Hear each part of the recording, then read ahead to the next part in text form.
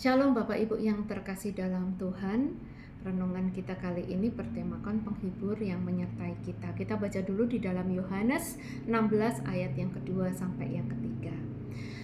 Kamu akan dikucilkan, bahkan akan datang saatnya bahwa setiap orang yang membunuh kamu akan menyangka bahwa ia berbuat bakti bagi Allah. Mereka akan berbuat demikian karena mereka tidak mengenal baik Bapa maupun aku. Ya, Yesus tahu benar Bapak Ibu bahwa murid-muridnya itu akan mengalami berbagai macam penganiayaan. Ya, karena mereka mengikutnya. Ya, Yesus juga mengingatkan bahwa murid-muridnya juga nggak usah terkejut karena pasti mereka tidak akan disukai oleh dunia ini. Karena sekali lagi itu artinya bahwa kita bukan berasal dari dunia ini. Karena kita dibenci oleh dunia ini. Jadi Bapak Ibu, namun sekali lagi janji Tuhan bahwa Tuhan tidak akan meninggalkan kita. Walaupun kita dibenci oleh dunia ini. Ya, walaupun kita dibenci oleh sekeliling kita. Tetapi Tuhan tidak akan membiarkan kita di dalam ketakutan, di dalam kekhawatiran, di dalam kesendirian. Ada penghibur yang Tuhan berikan buat kita, yaitu siapa? Roh Kudus. Ya, setiap hari ini sebetulnya Roh Kudus ada selalu menyertai kita Bapak Ibu. Dimanapun, kapanpun, apapun yang kita lakukan, ada Roh Kudus. Ya, Roh Kudus yang memampukan kita di dalam menghadapi segala tantangan.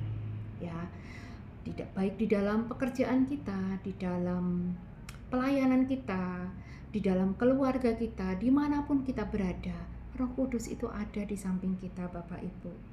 Dan Roh Kudus itu yang akan memampukan kita melakukan segala sesuatunya. Jadi jangan pernah kita berpikir bahwa kita dapat melakukannya sendiri, enggak Bapak Ibu. Itu semua karena Roh Kudus. Ya.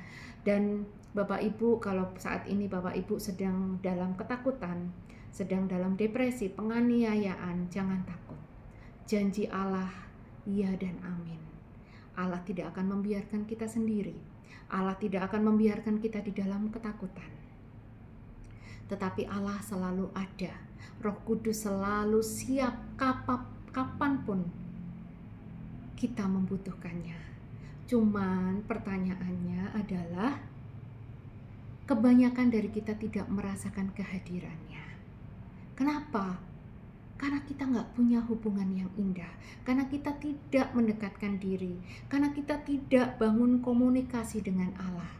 Makanya kita tidak bisa merasakan bahwa Roh Kudus itu ada di samping kita. Kita tidak merasakan hadirat Allah.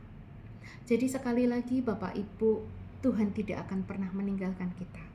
Hanya kitanya saja yang tidak merasakan kehadirat Allah ada di samping kita. Jadi sekali lagi, sebetulnya walaupun kita mengalami penganiayaan, kesulitan, tantangan ya dalam mengiring Tuhan sampai saat ini, jangan takut. Penghibur itu ada di samping kita. Roh Kudus itu selalu menyertai kita. Tinggal kitanya saja yang terus punya hubungan yang intim dengan Roh Kudus. Bangun terus hubungan kita dengan Roh Kudus. Ya Bapak Ibu, terima kasih, Tuhan Yesus memberkati.